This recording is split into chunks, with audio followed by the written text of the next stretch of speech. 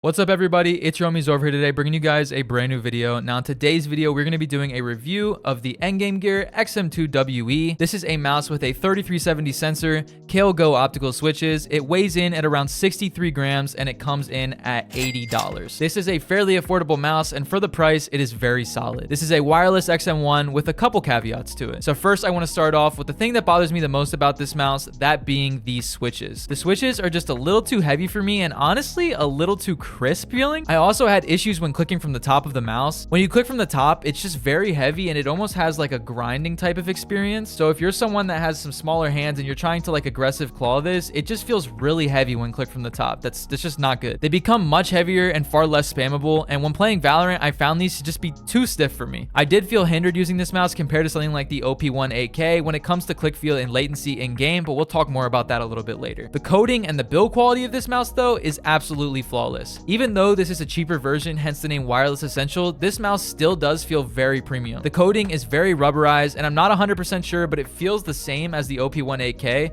just very grippy even after long gaming sessions. I can squeeze this mouse and get absolutely no side flex or creaking as well. The build quality is just flawless. The main clicks do have a little bit of post travel, but nothing noticeable when using, and the side buttons and the middle mouse buttons, however, are flawless. There is no pre-travel or post-travel on my unit. And one last thing to mention about the clicks is the wobble, which is also almost flawless with little to no click wobble. Overall, Endgame Gear did a great job with the build quality of this mouse. I do want to quickly cover the weight though. The weight of this mouse is 63 grams, which isn't horrible, but the mouse does feel considerably heavier than most 50-gram mice in hand. Some of you may be like, duh, it's 13 more grams, but 13 grams isn't always that noticeable to me. However, the way this mouse feels in my hand, it is very noticeable. I did really enjoy playing with this mouse on glass pads, especially though. That extra weight just gave me a little more control on glass and was just a blast to use in FPS games. The most accurate comparison here would be the Lamzu Atlantis, although I don't have a copy myself, so instead I'll compare this mouse to Endgame Gear's most popular mouse right now, which is the OP1AK. The XM2we is a much wider mouse than the OP1AK. It is also about 4 millimeters longer. I think when I hold the mouse side by side, you can see that 2 millimeter difference from the OP1AK to the XM2we, and here is just a nice top-down view that really shows how fat the XM2we is compared to the OP1AK. The XM2we is a much wider mouse than the OP1AK. It is also about 4 millimeters longer. The hump on the XM2we is just a lot more bulby. This makes the XM2we feel your palm much more, which some people may like, but I personally feel like it takes away some control. The last major difference is the sides on the XM2we. They are definitely more slanted inwards. I think you can see it best from like this like diagonal angle. You can see how like slanted those sides are in compared to the OP1AK, where they're pretty much flat. There is some slant there, but it's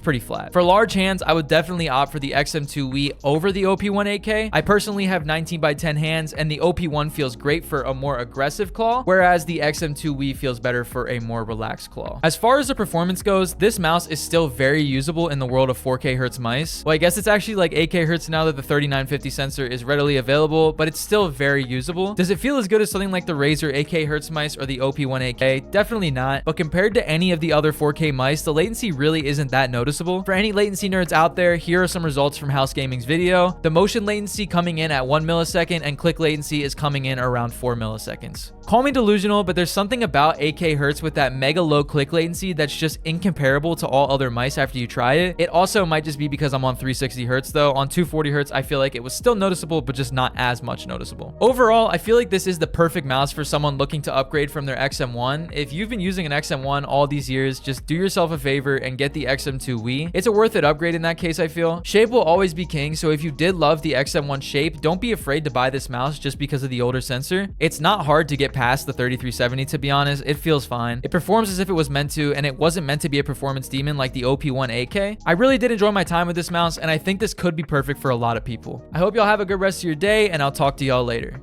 Peace.